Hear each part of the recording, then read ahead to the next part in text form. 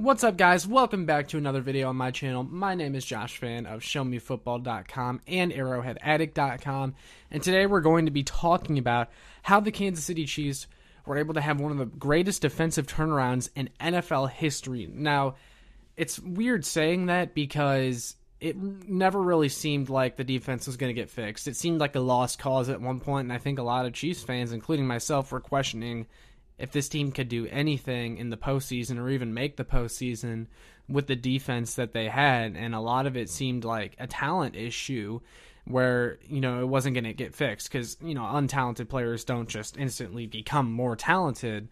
And it seems like talent was an issue and that it wasn't going to be fixed because it's not like there's a ton of additions you can make in the middle of the season to drastically improve one of the worst defenses of all time. And it can't be understated how bad they were to begin the year.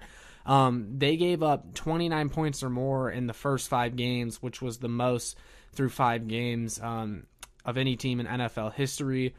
Steve Spagnuolo was getting a lot of heat, and he still should. I don't think he's totally in the clear, and I'll kind of talk about him a little bit more later. But, yeah, it can't be understated how bad this defense was before everything that we've seen unfold happened. So, yeah. Now, to the point of the video, how did the Chiefs have this great defensive turnaround? Well, I think the number one reason was... let me get this straight. So, it's going to be kind of hard to explain, but there was a personnel move that they made that I think really changed the defense a lot, or it was the biggest help to the defense, and I'll get to that in a second. But I think the overall reason for the Chiefs' defensive turnaround is players that weren't performing up to standard before are finally starting to step up a little bit. But the personnel move that I was talking about, or that I was alluding to, was acquiring Melvin Ingram. That was a player that this team should have signed in the offseason. I thought Brett Veach should have signed Melvin Ingram in the offseason, but he's made a huge difference on his own. He hasn't had a sack yet with the Chiefs, but he's been causing some pressure. But the most important aspect of that acquisition was that it allowed the Chiefs to move Chris Jones back inside for the majority of his snaps. And that has made a huge difference. I mean, we just saw it against the Dallas Cowboys in that victory. Chris Jones was a one-man wrecking crew. Honestly, without Chris Jones, they don't win that game. It almost seemed like he had a sack every other drive, 4 sacks in that game. I mean, just an absolute monster. And we all knew he was super dominant from the inside, and we were asking for it for weeks. And it just took them so long to make the obvious move of moving Chris Jones back inside, because when they moved him outside, he became a lesser player on the edge, and on top of that, you downgraded what you had in the middle, so it's almost like you got worse at 2 positions, and it was just hurting the Chiefs, and that's one of the reasons I think Steve Spagnuolo is not in the clear, is because there's still just some personnel moves that he makes that are still head-scratching. I'll touch on it again a little bit later, but yeah, that really frustrated me that it took them so long to make that move. But it's been a huge help because now Chris Jones is in the middle and he's taking pressure off of Jarron Reed in the middle, which is allowing him to be more productive. Because before they were expecting Jarron Reed to be this force in the middle that justified moving Jones out to the edge, and he just wasn't. But now Chris Jones is in there, and Reed can thrive a little bit more. Derek Notty's playing better. Tershawn Wharton is providing some juice. And the whole defensive line just looks better. Frank Clark has come alive. If this pass rush was going to get going, it would be because Frank Clark finally became a competent player once again. And he looks like a competent player. He still hasn't been anything out of this world, but he's getting some pressure. He's showing some more effort than he maybe did in the past. And by the way, I still think Frank Clark is gone after this offseason because even though he's playing better, he doesn't justify the $27 million cap hit that he's going to have next year. I already made a video on that. A lot of you probably already saw it, so you know my thoughts. But yeah, the entire defensive line has just stepped up, everyone on there, and if the defense was ever going to get turned around, it was going to be because the pass rush stepped up, and they absolutely have. They went from literally one of the worst units in the league, couldn't even get pressure on a Philadelphia Eagles O-line that had all of their starters gone except for Jason Kelsey in that game, and the Chiefs couldn't get a lick of pressure, and now they're just wreaking havoc on opposing offenses week after week, and it's really been a sight to behold. So that's one of the biggest reasons. Players have stepped up on the defensive line. Looking at the second level of the defense, Willie Gay has really gotten acclimated since coming back from injury, and Nick Bolton has really emerged, especially when Anthony Hitchens was injured and they put Nick Bolton at middle linebacker. He started at middle linebacker in place of Hitchens, and he ended up winning Defensive Rookie of the Month because of it. Now, another thing, and another reason why I'm not really letting Spags off the hook entirely, is because he still plays Anthony Hitchens in the middle the most since he's come back from injury, which I think is wrong. Nick Bolton had a better game than Anthony Hitchens ever had in Kansas City against the Tennessee Titans and single-handedly shut down Derrick Henry.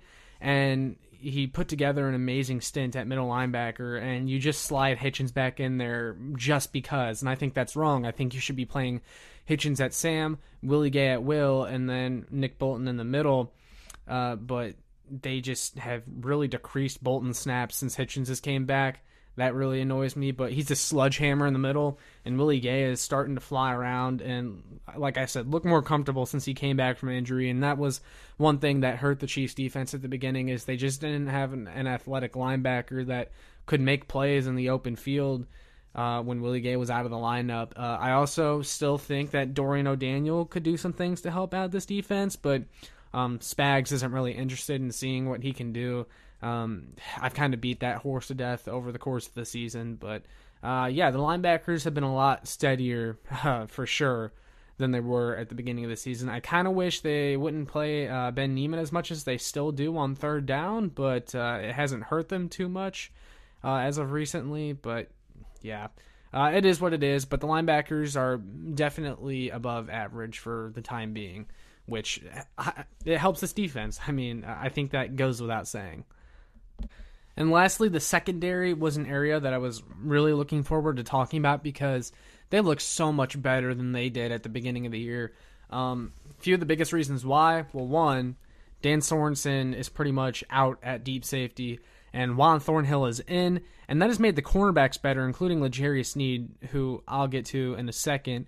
But those guys are a little more comfortable passing off these receivers to their safeties and their safety help over the top when they know it's Juan Thornhill back there and not Dan Sorensen. Because, these guys aren't stupid, and they're not going to say it publicly or anything, but they know Dan Sorensen is incapable. But that's Spags' fault for putting him out there in a position to fail. And then, again, another reason I'm not really letting Spags completely off the hook, especially since we still see Dan Sorensen in on some plays, even in his now limited role. Also, another personnel decision that took them so long to make that they've now made. Mike Hughes is benched. Rashad Fenton is in. Rashad Fenton has been one of the highest graded defenders in all of football this year, which, Rashad Fenton hasn't actually been one of the best defensive players in football this year, but he's definitely been super steady. He's taken a little bit of a leap this year, and he's looked good in coverage. He should be playing in the slot almost full time. And L'Jarius Sneed looks really good on the outside now, too, with Fenton being able to play in the slot a lot. But L'Jarius Sneed, he's one of the biggest reasons, too, because I remember, and shout out to my guy, Ryan Tracy, over at RGR Football, and I tweeted this at him over the last Cowboys game. And he said that he thought L'Jarius Sneed would be the best defensive back on this roster next year, even if Tyrann Mathieu gets re-signed. And I said, you know what, Ryan? I'm not sure L'Jarius Sneed isn't already the best defensive back on this roster because, man, that guy has been good.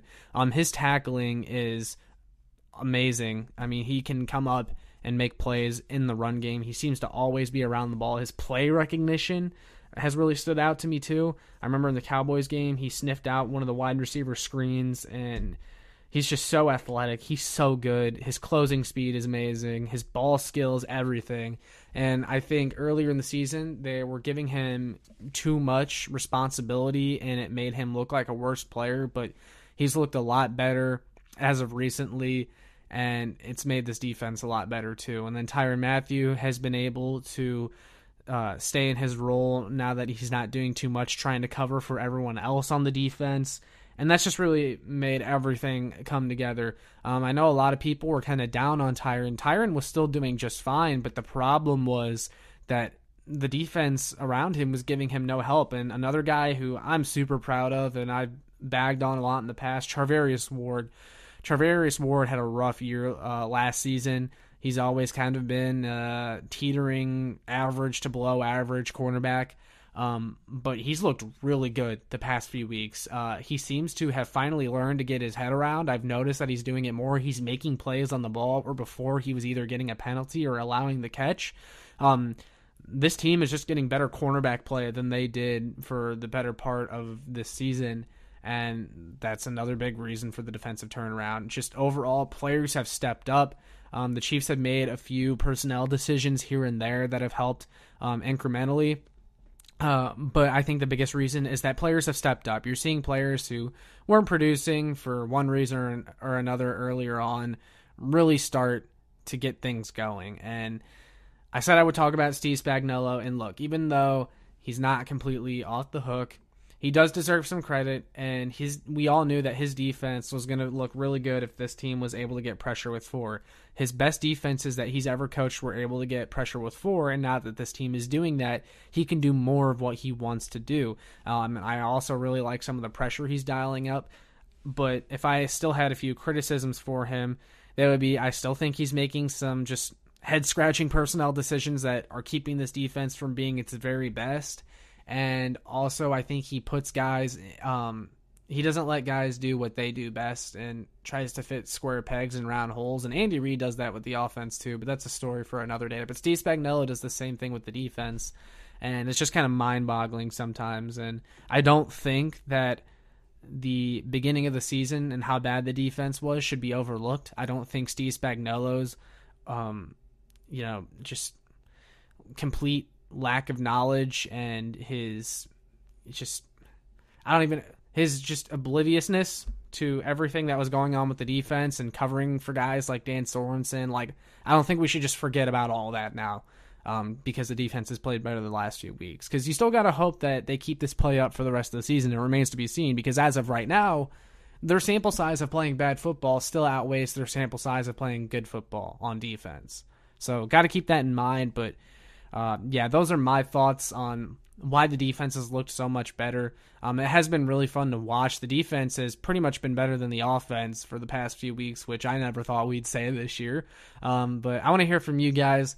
What do you think are some of, if not, or one of the biggest reasons for the defensive turnaround? Just let me know. Sorry, I cannot talk. It's about time I end this video. I've been going on and on. I'm sure you guys are tired of hearing my voice, but for those of you that did make it all the way through the video, please like, share, and subscribe so more Chiefs fans can find this. And make sure you check out my work on showmefootball.com and arrowheadaddict.com. Peace.